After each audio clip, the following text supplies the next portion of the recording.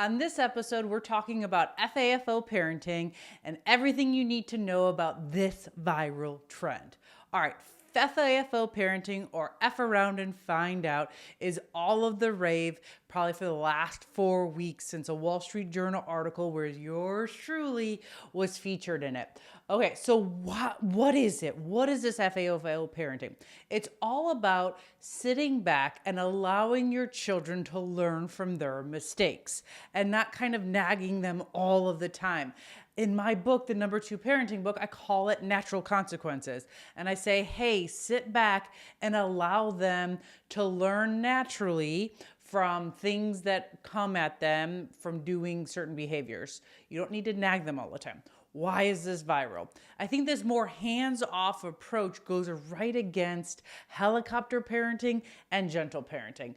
Parents are burned out. They are tired. For the last 20 years, all we've heard about is helicopter parenting and gentle parenting, how we need to validate their emotions and you need to do everything for your children and don't let them tie their shoes and do everything for them.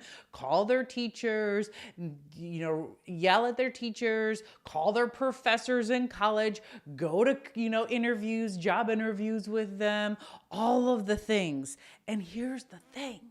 It's just so exhausting. And parents are tired. They're tired of all of the busyness and the overscheduling and the overparenting that has been pushed for the last 20 years that parents want. They are craving. They desire a much more hands-off approach. And so when you hear sit back, let your kids learn from mistakes, F around and find out, where we can have a little bit more me time. Well, then parents are like, me. I want that. And so that's why I think it's going viral, because lots of people I've heard comment, oh, so we're going back to the 90s, right? That's what they're talking about. Oh, this is how I was parented. I don't know if that's necessarily true. I think there's a lot of misconceptions about FAFO parenting. So let's talk about what it is. So it really is just natural consequences. If your child doesn't want to wear a coat, this is the most common one. If your child doesn't want to wear a coat, well, then don't argue with them. We're not arguing with a 5-year-old. Just have them go outside and learn, oh crap, it's cold outside. I'm going to go back in and I'm going to get a coat. Let them find out. So if you tell them, we're not going to argue with them. We're just going to let them find out that it's cold. Or some other examples that I give is don't tell your toddlers, they get their fingers caught in drawers, right? Okay, don't just rag on them. Don't put get your hands out of there.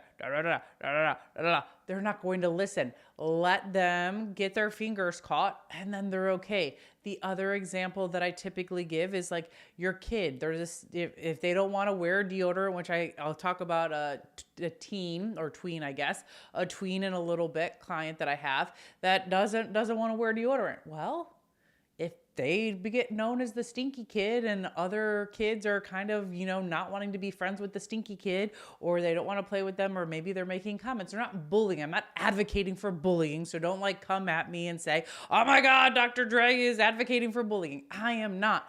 But if other kids are making comments because they're the stinky kid, well, then they're going to find out. And then maybe that's going to motivate them to put deodorant on.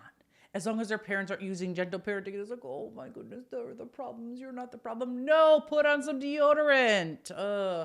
So the advantage, but here's the other thing. There's lots of misconceptions, like I already mentioned. Here's what FAFO parenting is not. It is not abusive. We are not abusing. I am not advocating for you to abuse your child.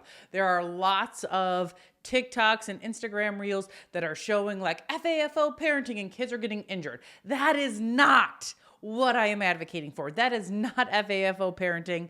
It is just natural consequences, or that's at least my definition of FAFO parenting. Other people who are not parenting experts, who don't have the experience and the knowledge and the training that I have, might condone it's, spank your kid. No, it's not abusive. We're not advocating for that. So that is not what FAFO parenting is.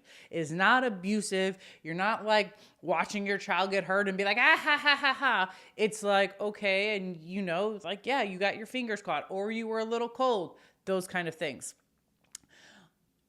But at the end of the day, we want to use these natural consequences.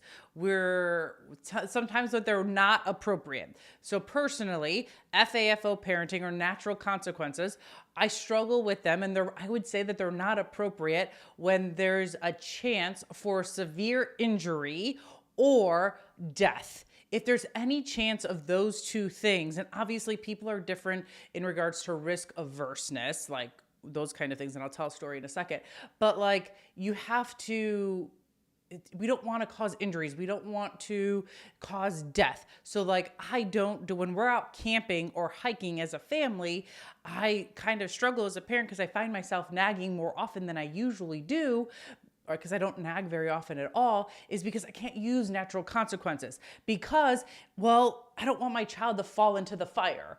Bad idea. I don't want my child to fall off the cliff. And so I'm having to correct them much more often. These are times where FAFO parenting are not appropriate when it's going to cause severe injury or it's going to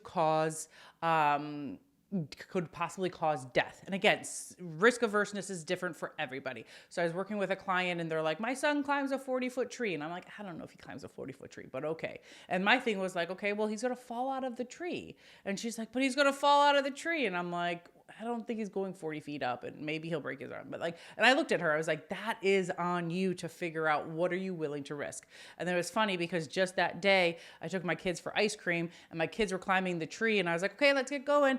And as they were coming down, one of my kids, actually, they were on the last branch and they fell out of the tree and it was maybe 4 feet they fell down to the ground and they were okay.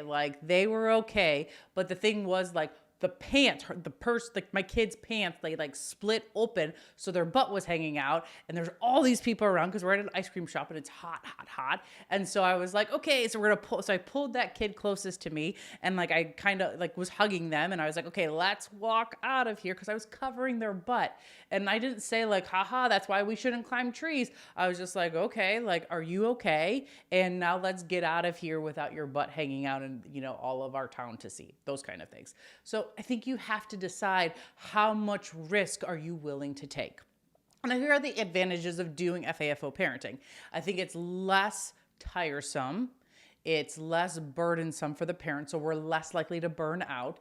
And the kids learn to embrace making mistakes because failure is a far better teacher than success. So teach them mistakes are okay. We have this phrase in my family where it's are we allowed to make mistakes in our family? Yes, we are allowed to make mistakes. So normalize making mistakes. So I think that's those are the big advantages of FAFO parenting, is that we normalize mistakes and then the parents are not tired, they're less burned out, those kind of things, and we're allowing more independence for our kids.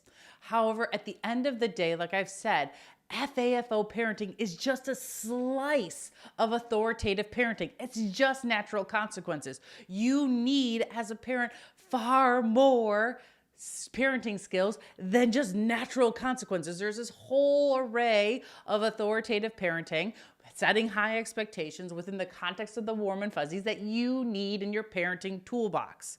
And yes, authoritative parenting or setting high expectations within the context of the warm and fuzzies is front loaded. You're going to have to put in the time now in order to reap the benefits later on.